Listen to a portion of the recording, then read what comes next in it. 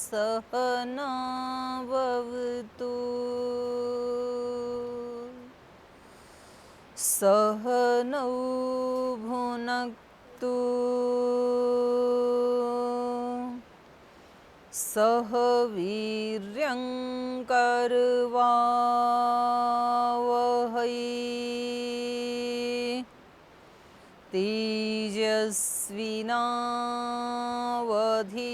तेजस्विनावधीतमस्तु मा विद्विषावहै ॐ शान्ति शान्ति शान्तिः।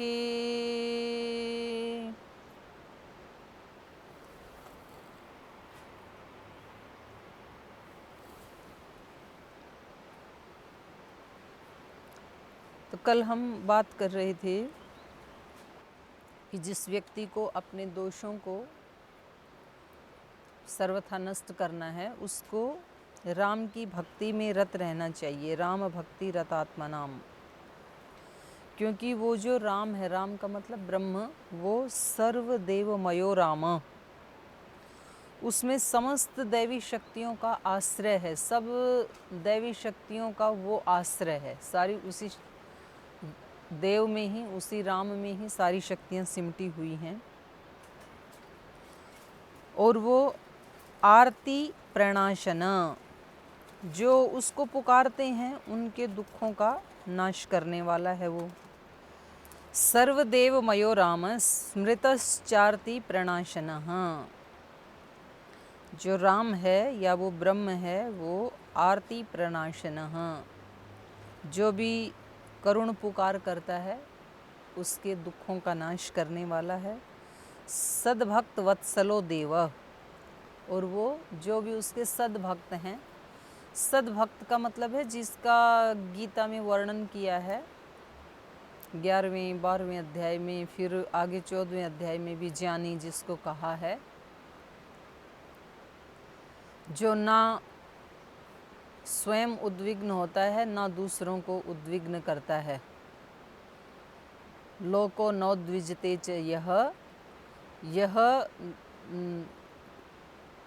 जो खुद न उद्विग्न होता है और न तो लोगों को वो उद्विग्न करता है और न लोक के उद्विग्न करने से खुद उद्विग्न होता है, ऐसा भक्त मुझे प्रिय लगता है। तो पूरा एक प्रकरण ही है भक्त का, तो जिसका ऐसा जीवन है कि अपने नियत कर्म में, अपने स्वकर्म में, अपने स्वधर्म में वो पूरी ईमानदारी से लगा रहता है, दूसरों को परेशान नहीं करता है, दूसरों के परेशान करने पे खुद भी परेशान भी नहीं होता है, और सर्वारंभ परित्यागी, कभी भी उसने जो अपनी योजनाएं लेकर के कुछ प्रारंभ किया है जीवन में और भगवान की व्यवस्था से अगर उसमें कहीं कभी ब्रेक लगाना है, भगवान कहीं उसको दूसरे ट्रैक पे ले जाना चाहते हैं, तो वो तुरंत उसको छोड़ने के लिए तैयार होता है। ऐसे आग्रही नहीं बनता है वो कि मुझे तो यही करना है, ऐसे ही चलना है, ऐसा जो, तो वहाँ पूरा ये एक बहुत बड़ा सा प्रसंग है। उसको यहाँ कहा सद्भक्त। सद्भक्त वत्सलो देव। भक्त का मतलब ये नहीं है कि जो रोज़ मंदिर जाता है, रोज़ दिया जलाता है, लेकिन बाहर आकर के फिर अपनी दुकान पे जा कर के पूरे दिन लोगों से ठगी करता है, तो उसके लिए यहाँ फिर विशेषण डाल दिया सद्भक्त। सद्भक्त वत्सलो देव, उससे वो खुश होता है, चाहे वो एक दिन भी मंदिर में ना जाए, लेकिन जिसका जीवन ऐसा ऊंचा होता है, ऐसा पवित्र होता है, उसके ऊपर भगवान कृपा करते हैं। सद्भक्त वत्सलो देव भक्त्या तुष्यति न अन्यथा, भक्ति से ही वो तुष्ट होता है। तो भक्ति से, कौन सी भक्ति से? भज सेवायाम धातु से भक्ति शब्द बनता है तिन प्रत्यय करने पर। तो जो सेवा में लगा रहता है, किसकी सेवा में लगा रहता है? जो भगवान की सेवा में लगा रहता है। जो जिसका भक्त है वो उसकी सेवा में लगा रहता है। तो भगवान की सेवा का अभिप्राय क्या है? ये सारी सृष्टि भगवान का ही सगुण साकार रूप है, और इस सृष्टि में जिस परिवेश में भगवान ने उसको रखा है और उस परिवेश में जो जो भी उसके आसपास ऐसे बड़े लोग हैं, बुजुर्ग हैं, माता पिता हैं, गुरुजन हैं, या फिर छोटे बच्चे हैं, या कहीं संस्थान में काम करता है तो वहाँ के बच्चे हैं, स्कूल के, जहाँ जिसको रखा है वो उनको भगवान के रूप में देखते हुए और उनके उत्थान के लिए अपना सहयोग देता है। जैसे कि भगवान सब प्राणियों को ऊंचा उठाने के लिए हमेशा अपनी गोद को खुला रखते हैं, ऐसे जो व्यक्ति जो भी सद्मार्ग पे चलने वाले हैं उनका सहयोग करता है। तन से भी सहयोग करता है, मन से भी सहयोग करता है, धन से भी सहयोग करता है, भावनाओं से भी सहयोग करता है। तो ऐसे ही जो संत जन होते हैं, योगी जन होते हैं, उनका भी ऐसा ही जीवन होता है। जो भी जीवन में आगे बढ़ रहे होते हैं, किसी बड़े मिशन में लगे होते हैं, तो जो साधु आत्माएं होती हैं वो हमेशा उन लोगों का सहयोग करती हैं। जितना हो सके अपने शरीर से भी उनके मिशन में वो आहुति देती हैं। जो अच्छी आत्माएं होती हैं उनके पास कुछ सामर्थ्य है धन आदि की, तो उसकी भी आहुति देते हैं। और यदि दोनों भी नहीं है तो कम से कम मन से सद्भावना रखते हैं उनके प्रति। तो यहाँ भक्ति का मतलब है कि वो भक्ति से खुश होता है। माता पिता किससे खुश होते हैं? जो बच्चे माता पिता के भक्त होते हैं। देवी देवता किससे खुश होते हैं? जो उन देवी देवताओं के भक्त होते हैं। गुरुजन किससे खुश होते हैं? जो उन गुरुओं के भक्त होते हैं। तो भक्त का मतलब ये है कि जो उनका संकल्प है, जो उनका मिशन है, माता पिता का, गुरुजनों का, भगवान का, देवी देवताओं का, उस मिशन में जब हम पूरी ईमानदारी से अपने आप को अर्पित करते हैं, ये भक्ति है।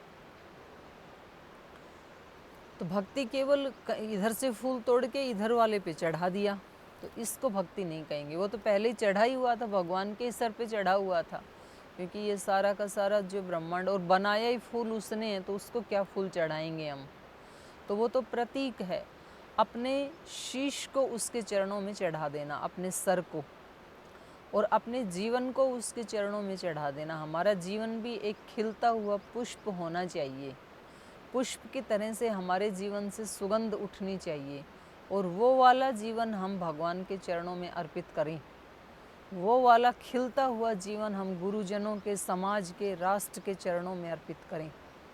जैसे राष्ट्र के चरणों में भगत सिंह, राजगुरु, सुखदेव जैसे जो महापुरुष थे, महारानी लक्ष्मीबाई जैसी वीरांगनाएं, तो उनका जीवन कैसा था? बिल्कुल ऐसे फूल की तरह खिलता हुआ जीवन था।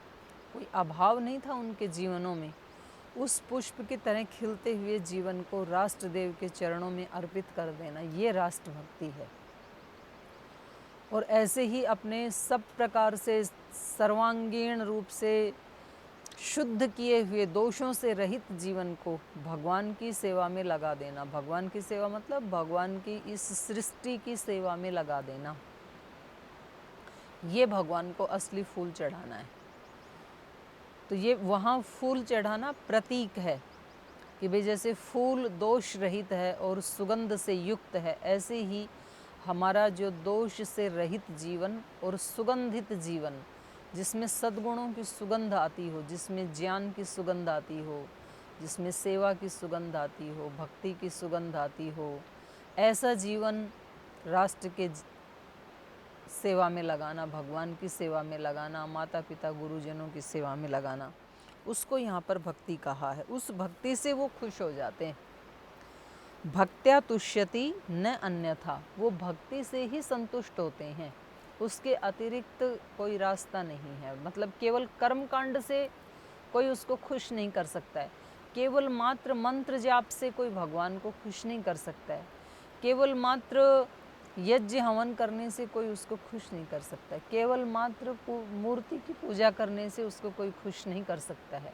कितने भी ज़्यादा हम ये कर्म कांड करें, जिस भी मत पंथ संप्रदाय से हमारा संबंध है, और उसकी, उस पंथ की, उस संप्रदाय की जो भी पूजा आराधना करने की पद्धति है, केवल मात्र उससे बात नहीं बनती है। वो तो प्रतीक है एक, वो हम करें, उसका मनाही नहीं है, लेकिन उसके अतिरिक्त अपना पूरा जीवन ही हमें ऐसा बनाना पड़ेगा। आगे कहा, अवशेनापि यन्नाम्नि कीर्तिते वा स्मृतेऽपि वा विमुक्तपातकः सोऽपि परमं पदम् अश्नुते। संसारघोरकान्तार दावाग्निर्मधुसूदनः स्मृतीणां सर्वपापानि नाशयत्यासु सत्तमाः।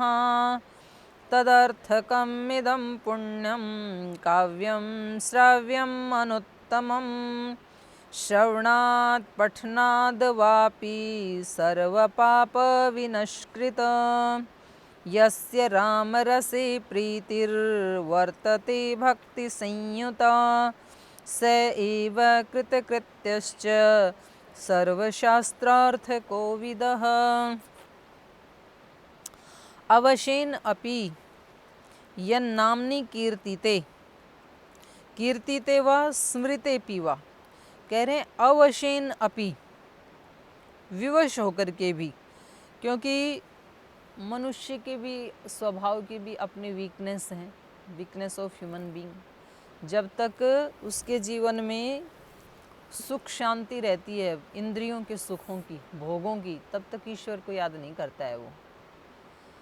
तो दुख में सुमिरन सब करें, सुख में करे ना कोई, जो सुख में सुमिरन करे तो दुख काहे को होए। तो हम भूल जाते हैं, जब हमारे पास सब धन धान्य समृद्धि होती है, हमारे पास किसी चीज़ का अभाव नहीं होता है, तब नहीं हम परमात्मा को याद करते हैं।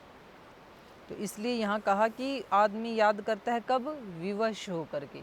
पर कहते हैं कोई बात नहीं, विवश होके ही से करे तो सही, तो कम से कम विवश होके करेगा और उसको भगवान की कृपा का एहसास होगा, तो फिर वो सुख में भी याद कर लेगा।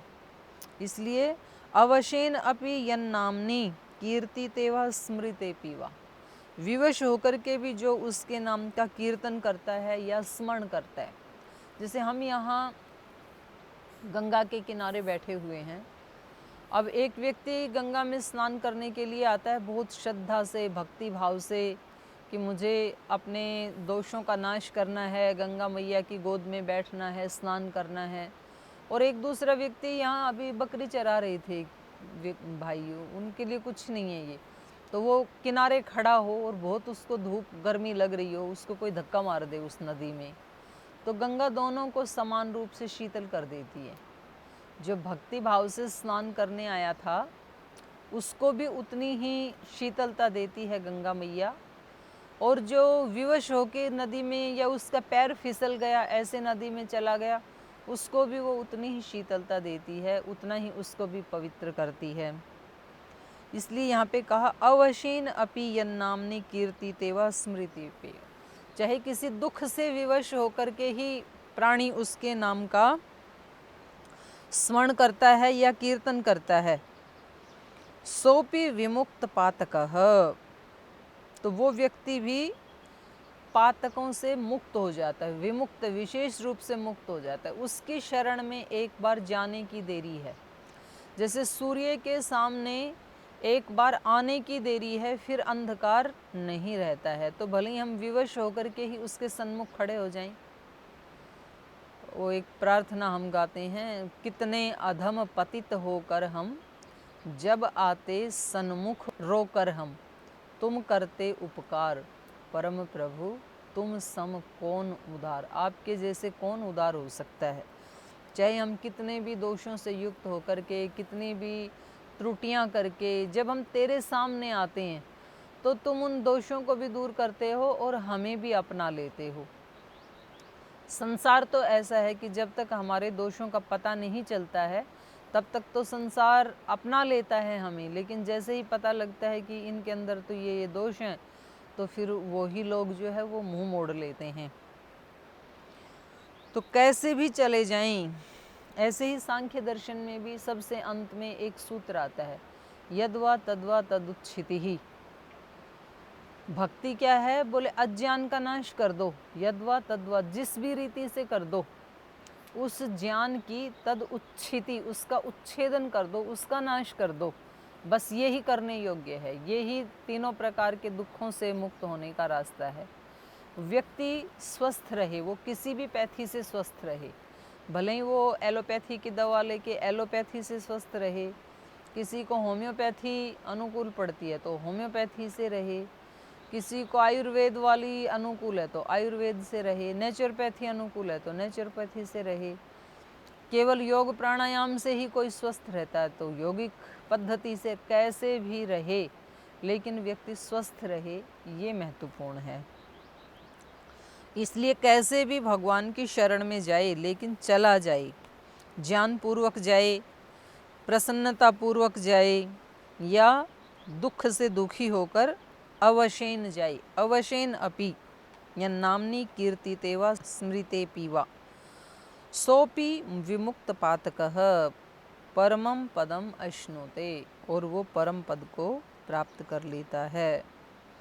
संसार घोर कांतार दावाग्नि मधुसूदन,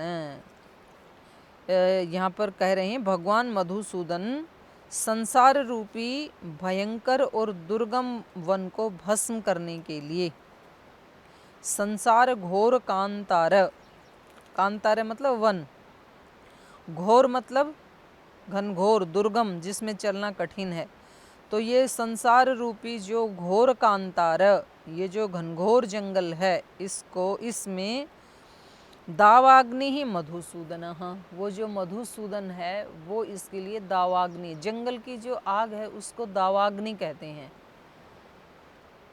और समुद्र में कभी पानी में जो आग लगती है तो फिर वडवानल कहते हैं उसको। तो जो जंगल में जब आग लगती है ना तो उसको कंट्रोल करना फिर बहुत कठिन होता है, वो सहज से होती नहीं है। तो पिछले दिनों पहले यहाँ भारत में उत्तराखंड में लग गई थी, तो बड़ी मुश्किल से उसको शांत करने के लिए कम से कम 4-6 महीने लग गए थे।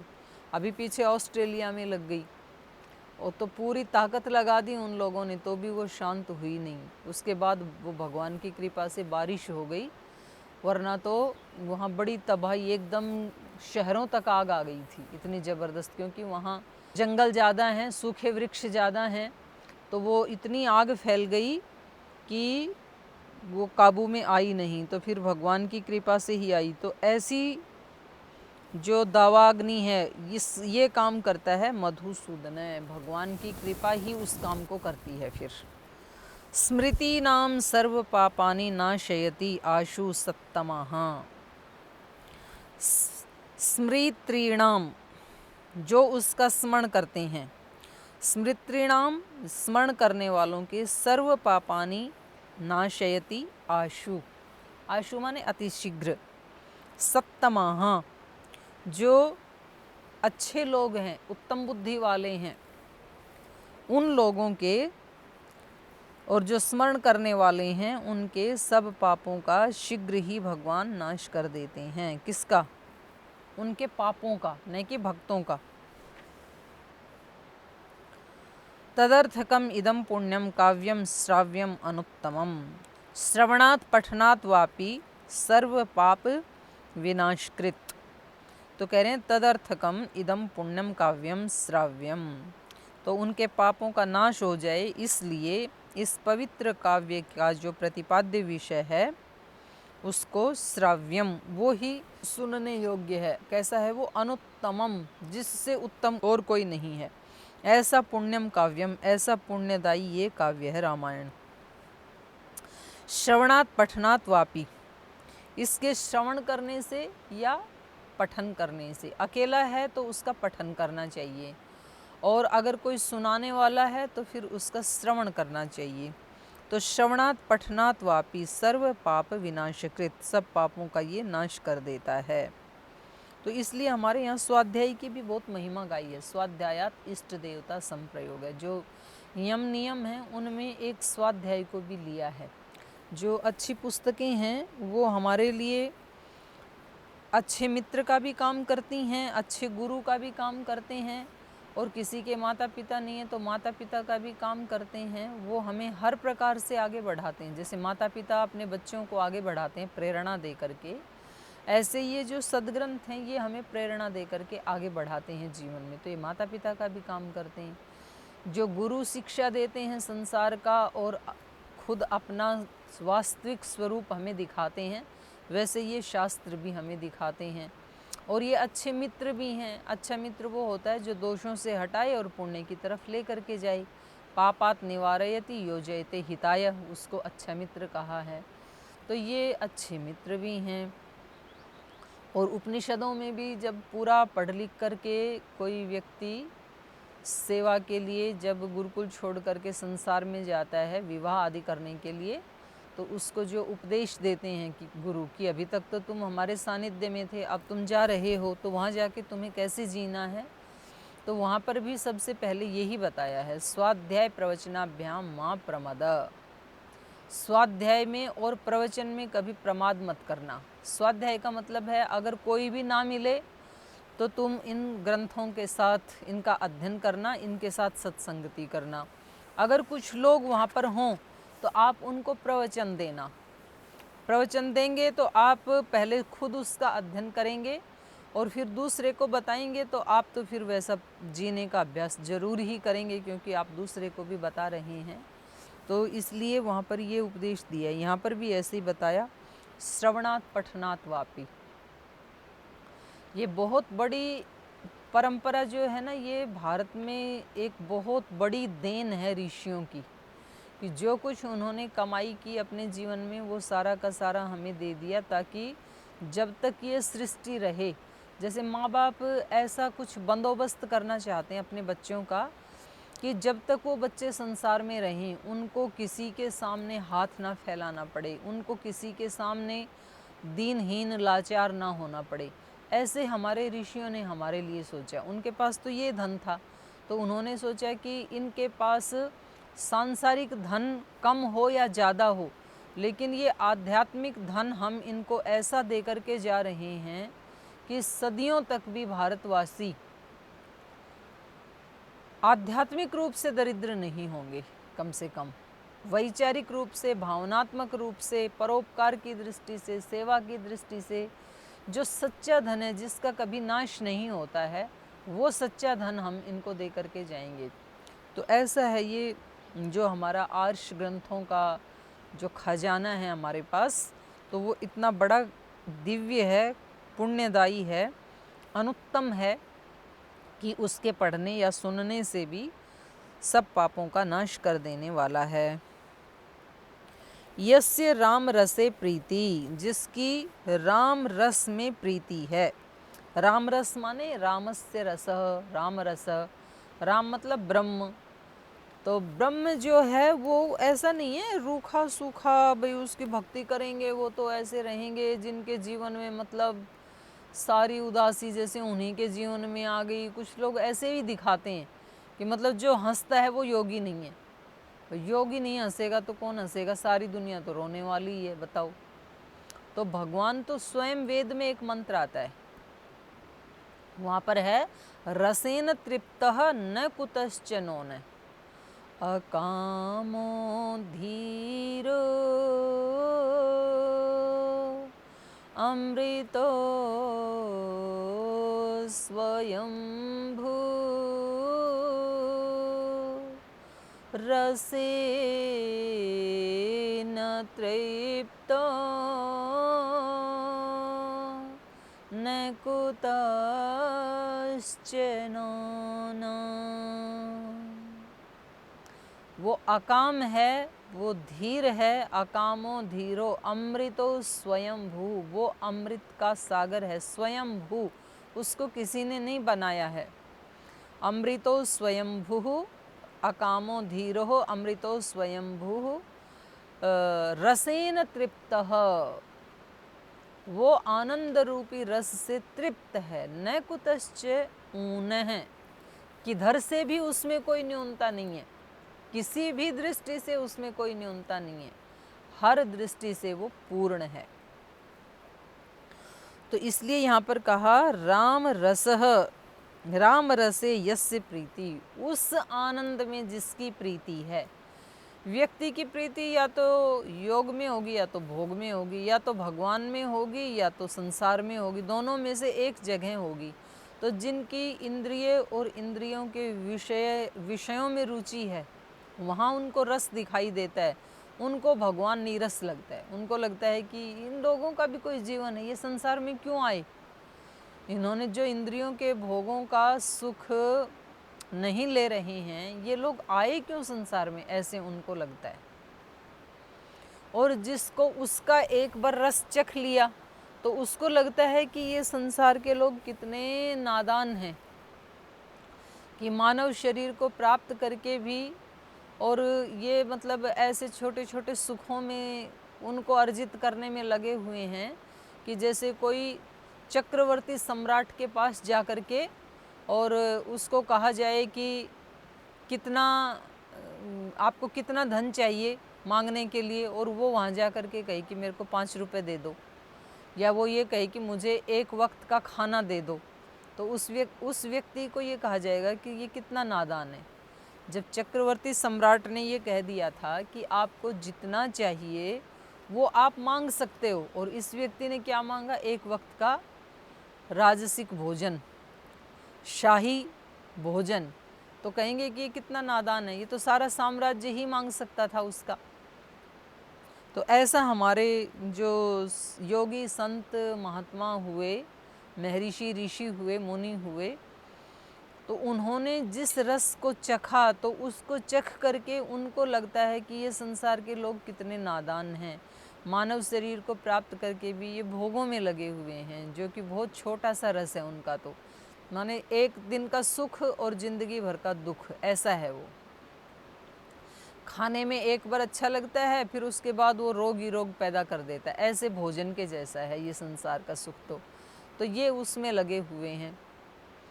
और उसमें भी आया, योग दर्शन के भी व्यास भाष्य में भी आया कि जो योगी है वो योग रूपी पर्वत पर चढ़कर, योग रूपी पर्वत मतलब ऐसा कोई पर्वत नहीं है जिसके ऊपर हम बैठे हैं, चेतना का एक स्तर है, उसकी चेतना का स्तर आज्ञा चक्र में या सहस्रार चक्र में ही उसकी चेतना बस रहती है, वो नीचे आता ही नहीं है। तो वहाँ पर बताया प्रज्ञा प्रासादमारुह्य जनान पश्यति, वो लोगों को कैसे देखता है, जैसे कोई पर्वत के शिखर पे खड़ा हुआ व्यक्ति और ज़मीन पर रेंगते हुए जो मनुष्य हैं उनको देखता है, तो उनको वो छोटे छोटे से लगते हैं। और ऊपर तो कितना शुद्ध वायु है और कोई पोल्यूशन नहीं है, कोई कीचड़ नहीं है, कोई गंदगी नहीं है, वहाँ तो शुद्धता ही शुद्धता है। तो ऐसे वो व्यक्ति देखता है।